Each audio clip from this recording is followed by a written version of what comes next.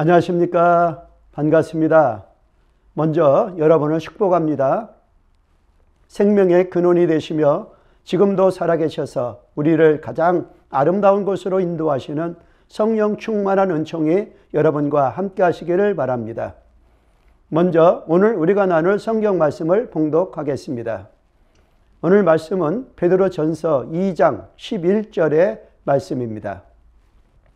사랑하는 자들아, 거르민과 나그네 같은 너희를 권하노니 영혼을 거스려 싸우는 육체의 정욕을 제어하라. 아멘.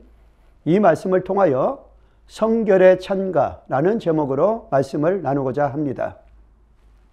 우리는 지난 시간에 하나님께서 우리를 왕같은 제사장으로 부르셨음을 배웠습니다. 오늘 말씀에서는 왕같은 제사장으로서 우리가 이 세상 속에서 어떻게 살아야 하는가를 가르쳐 주시는 하나님의 말씀입니다. 그것은 한마디로 성결하게 살아야 한다라고 가르쳐 주고 있습니다. 오늘날 세상 속에서 기독교가 욕을 많이 먹고 있습니다. 그것은 신자들이 말은 잘하지만 삶과 행실에서 본을 보이지 못하기 때문입니다. 우리가 어떤 점에서 성결한 행실을 가져야 할까요? 첫째는 육체의 정욕을 제어해야 합니다. 오늘 우리에게 주신 말씀 베드로전서 2장 11절 말씀에서 사도 베드로는 권면합니다. 사랑하는 자들아, 거르민과 나그네 같은 너희를 권하노니 영혼을 거스려 싸우는 육체의 정욕을 제어하라 라고 기록되어져 있습니다. 그리스도인의 성결에 있어서 가장 중요한 것이 거룩한 삶입니다. 신자들이 경건하게 살 때에 거룩의 향기가 풍깁니다. 문란한 삶은 악취를 풍깁니다. 숨기고 싶어도 숨길 수가 없습니다. 그러나 경건하고 거룩한 삶은 저절로 되지 않습니다.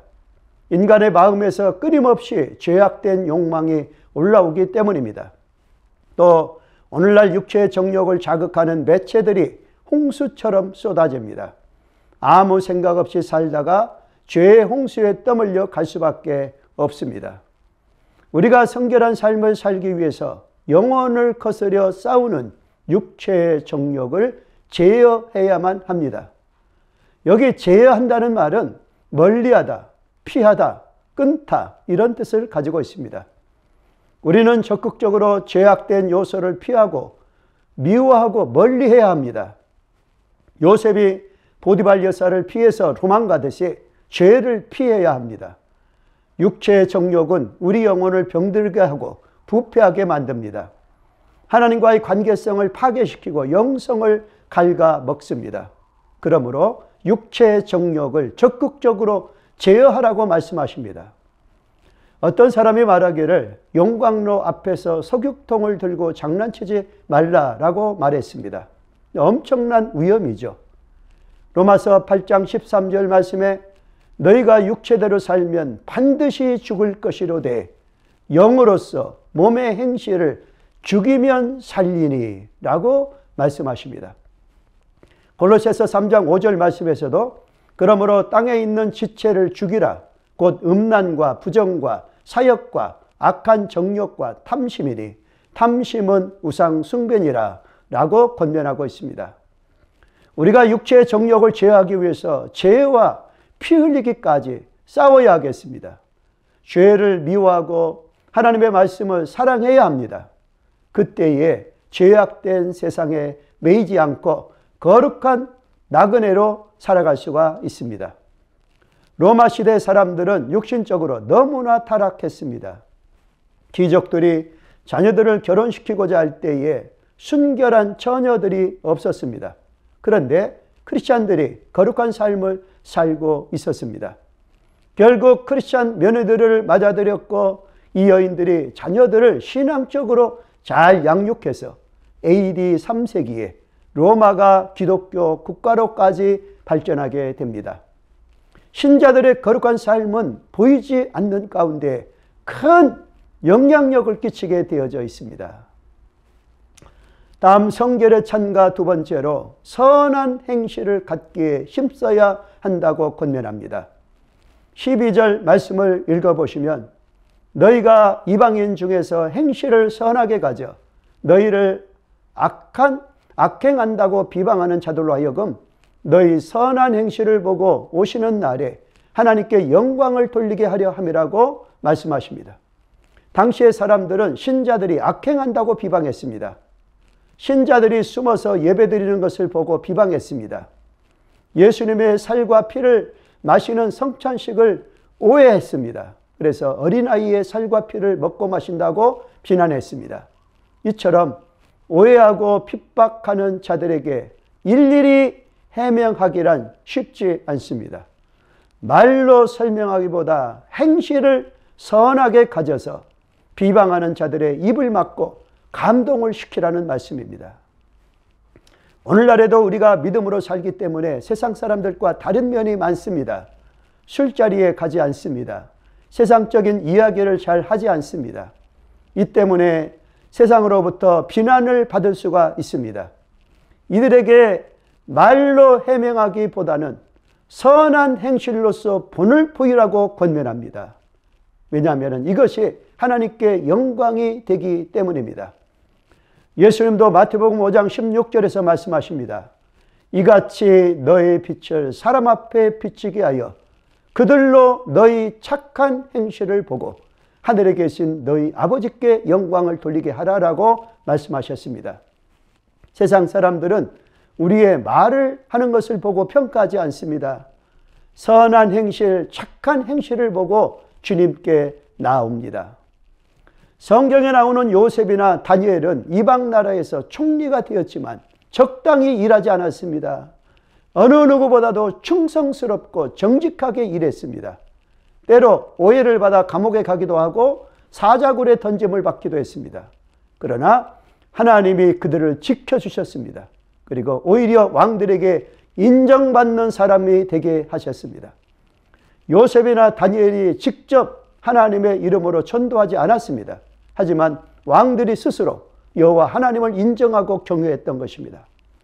바로 왕이 요셉을 보고 말했습니다. 창세기 41장 38절 39절 말씀에 이와 같이 하나님의 영에 감동된 사람을 우리가 어찌 찾을 수 있으리요. 하나님이 이 모든 것을 내게 보이셨으니 너와 같이 명철하고 지혜 있는 자가 없도다라고 말을 했습니다. 다리오 왕이 다니엘을 보고 말합니다. 내가 이제 조서를 내리노라. 내 나라 관할 아래 있는 사람들은 다 다니엘의 하나님 앞에서 떨며 두려워할지니 그는 살아계시는 하나님이시요 영원히 변하지 않으실 이시며 그의 나라는 멸망하지 아니할 것이요 그의 권세는 무궁할 것이며 그는 구원도 하시며 건져내기도 하시며 하늘에서든지 땅에서든지 이적과 기사를 행하시는 이로써 다니엘을 구원하여 사자의 입에서 벗어나게 하셨음이더라 라고 말합니다. 다니엘서 6장 26절 27절 말씀입니다. 바로 왕과 다리오 왕이 스스로 하나님을 인정하고 하나님을 찬송합니다. 요셉과 다니엘의 선한 행실 보고 감동을 받았기 때문입니다. 그러면 이렇게 어지러운 세상에서 어떻게 성결한 삶을 살아낼 수가 있겠습니까?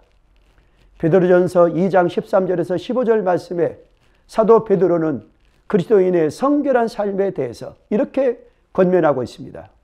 인간의 모든 제도를 주를 위하여 순종하되 혹은 위에 있는 왕이나 혹은 그가 악행하는 자를 징벌하고 선행하는 자를 포상하기 위하여 보낸 총독에게 하라.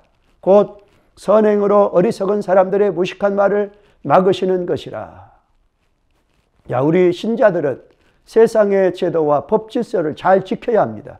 왜냐하면 주를 위하여 순종하라고 하였습니다. 주님께서 세상 지도자들도 세우셨기 때문입니다. 우리는 하나님의 나라 시민과 동시에 세상 나라 시민권을 가지고 있는 이중 시민권자들입니다. 때문에 하나님 말씀에도 순종해야 하지만은 세상의 법 질서도 잘 지켜야 합니다. 예수님도 세금 바치는 문제에 대해서 질문을 받으셨을 때에 가이사의 것은 가이사에게 바치라고 말씀하셨습니다. 우리 모두 영향력 있는 그리스도인, 영향력 있는 구세군인들이 되시기를 중심으로 바랍니다. 이제 적용하겠습니다. 첫째로 왕 같은 제사장으로서 우리가 이 세상 속에서 어떻게 살아야 하라고 권면하고 있습니까? 그것은 성결하게 살아야 한다고 가르쳐 줍니다. 다음 두 번째, 성결한 행실을 가질 수 있는 방법은 무엇입니까? 그것은 육체의 정욕을 제어해야 합니다. 다음 세 번째, 세상 사람들이 비난하면 어떻게 해야 되겠습니까? 그것은 선한 행실로서 본을 보이는 것입니다. 감사합니다. 기도드리겠습니다. 그렇습니다. 하나님, 이 세상 가운데에 저희들 살아가고 있습니다. 어떻게 선한 행실을 볼 수가 있겠습니까? 하나님, 우리 모든 구세군인들로 하여금 영향력 있는 그리스도인이 될 수 있도록 도와주시옵소서.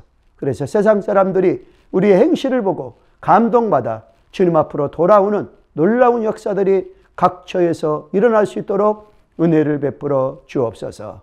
예수님의 이름으로 기도드리옵나이다. 아멘.